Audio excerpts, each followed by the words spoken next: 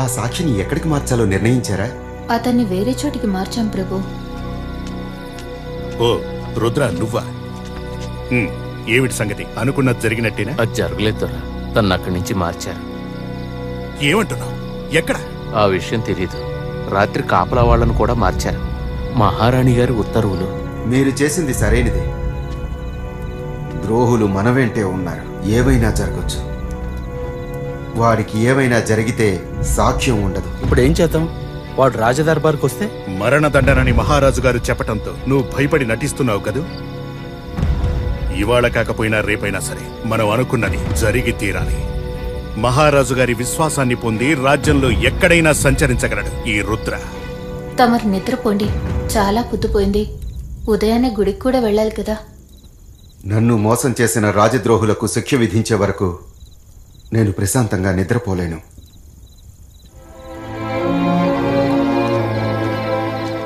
ఈ సమయంలో ఎవరుస్తున్నారు? రుద్ర, నువ్వు లోపలికి దాక్కు. సరే.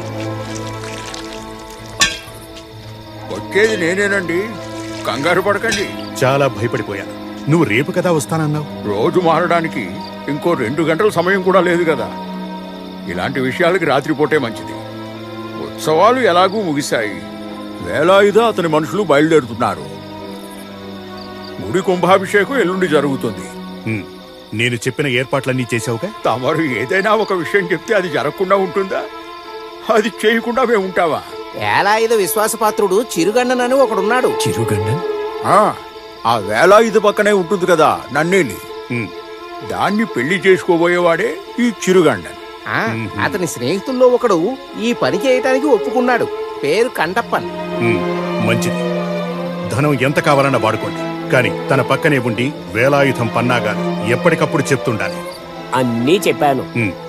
రేపు సాయంత్రం మనందరం కలుద్దామనుకున్న ప్రదేశం ఉంది కదా, అక్కడ మిగతా విషయాలు మాట్లాడుకుందాం. వేలాయుధాన్ని చంపటం మనందరం ఒక్కటైతేనే సాధ్యమవుతుంది.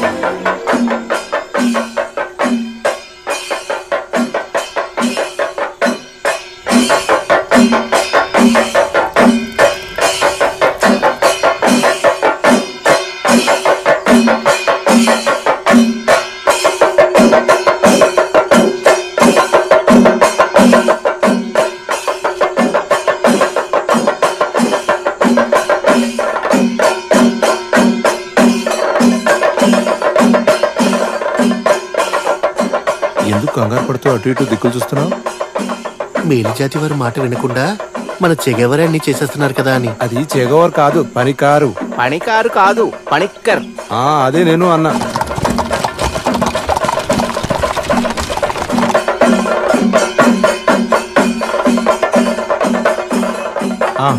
మీరందరూ పుణ్యం చేసుకున్నారు.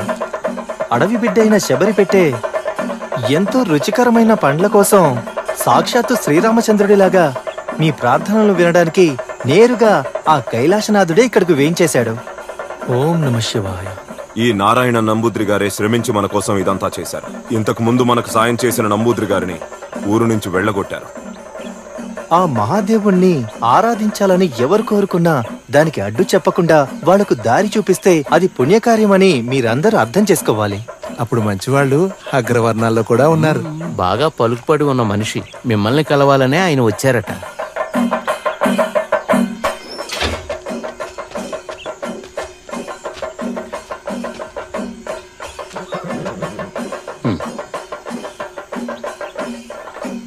కుంభాభిషేకానికి అంతరాయం కలిగించానా? లేదు, అలాంటిదేం లేదు. మీరెవరు? నా పేరు కళ్యాణకృష్ణ. వేలాయుధ, నువ్వు నాకు కొన్నేళ్ల క్రితమే తెలుసు. ఆ రోజు ఈస్ట్ ఇండియా కంపెనీ సంస్థలో సుగంధ ద్రవ్యాల ఎగుమతికి అనుమతి పత్రం కోసం వచ్చావు. జ్ఞాపకం ఉంది. మీరు నా చేయి పట్టుకున్నారు. అదేమీ అంటరానితనం కాదని చెప్పారు. ఇప్పుడున్న మహారాణి కళ్యాణకుట్టికి సహోదరుణ్ణి నేను. ఓ, ఇక్కడున్న హోదా నదులుకొని ఎన్నో సంవత్సరాలు విదేశాల్లో ఉన్నాను. ఇప్పుడే అనంతపూర్కి తిరిగి వచ్చాను. ఇప్పుడు నా సొంత ఊర్లో ఉన్న ఇంటికి వెళ్తున్నాను. మిమ్మల్ని కలవడం సంతోషంగా ఉంది. సంతోషం కన్నా హెచ్చరిక చేయాల్సిన కొన్ని విషయాల గురించి చెప్దామని వచ్చాను. నా సహోదరి ద్వారా వివరాలు తెలిసాయి. ఎంతో ప్రమాదకరమైన బాటలోనే నువ్వు నడవబోతున్నావు. గుడి నుంచి అనంతపూర్కి వెళ్లేటటువంటి దారి ఎప్పట్లా సాఫీగా ఉండబోవడం లేదని మహారాణి చెప్పారు.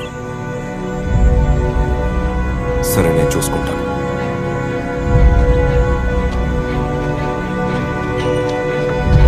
ఈశ్వరుడు ఏ ఒక్కరి సొంతమో కాదు, ఆయన అందరివాడు కదా.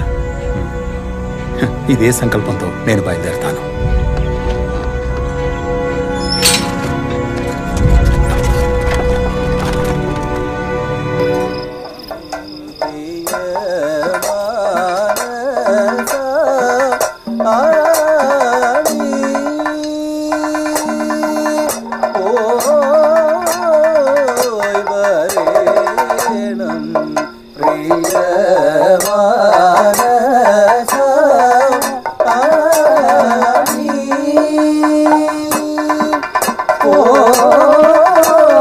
వాడు చేసేది నీకేమైనా అర్థమవుతుందా? ఏం అర్థం కాకపోయినా కథాకళి ఆడుతున్నారని మాత్రం తెలుస్తోంది. లలితమ్మ, మీకేమైనా అర్థమవుతుందా?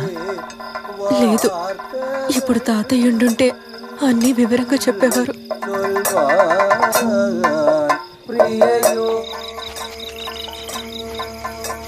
ఇటువైపు వెళ్తాం రండి. ఈ కథాకళి శబ్దం వింటేనే నాకు చిరాకు పుట్టుకొస్తుంది. అవును, కేశవ సరిగ్గానే చెప్పాడు. ఈ తక్కువ జాతి వాళ్ళకి ఎందుకు ఈ ఉత్సవాలు? ఎవరు అడిగేవాళ్ళు లేరనుకుంటున్నారా? కాస్త ఓపికగా ఉండండి. అందుకు కారణం మనమే కదా. సింహం ఒక్కడుగు వెనక్కి వేసి పంజా విసిరిందంటే సావు తప్పదు. వాణ్ణి చంపేస్తేనే ఈ ఊరు బాగుపడుతుంది. మీ పథకం కనిపెట్టాడేమో, అందుకే ఇంత త్వరగా బయలుదేరుతున్నాడు. వాడు తెలివైన వాడు.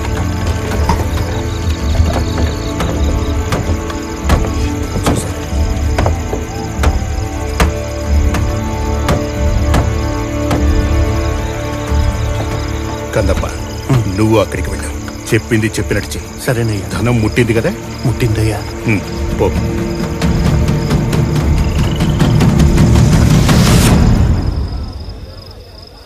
మొదటి రోజు బాగా ప్రదర్శించారు. కన్నుల పండగగా అనిపించింది.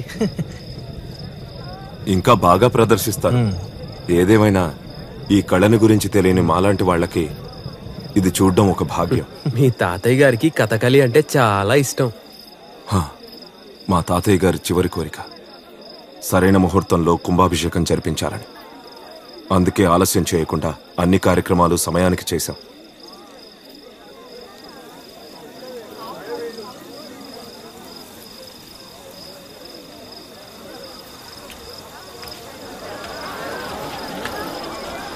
మీరు ఇంటికి బయలుదేరండి. నేను అనంతపూర్కి వెళ్ళొస్తాను. ఏంటి కన్నా? నన్ను కూడా తీసుకెళ్తావా? నాన్న మహారాజు గారిని కలవడానికి వెళ్తున్నాడు. అక్కడికి పిల్లలు రాకూడదు. నేను పట్టుతేనే తెంపుకొచ్చాను, తీసుకురానా? తీసుకురా. మామిడి పళ్ళు, అరటి పళ్ళు కూడా ఉన్నాయి. అన్ని ఫలాలు పడవలో ఎక్కించు. అందరికీ కొబ్బరి బొండాలు ఇవ్వు, సరేనా? అలాగే. నేను వెళ్ళొస్తాను. రా నాన్న.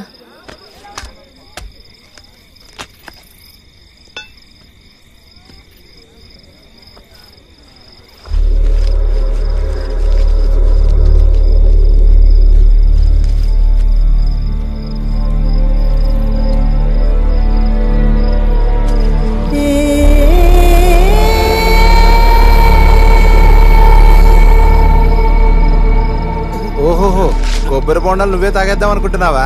లేదు, నీళ్లున్నాయి లేదో చూస్తున్నాను. నువ్వేం చూడాల్సిన పని లేదు, అవన్నీ లేత కొబ్బరి బొండాలే. ఇందులో చెక్కవరికి మంచి బొండం తీసుకెళ్ళాలి. ఇదిగో ఇది.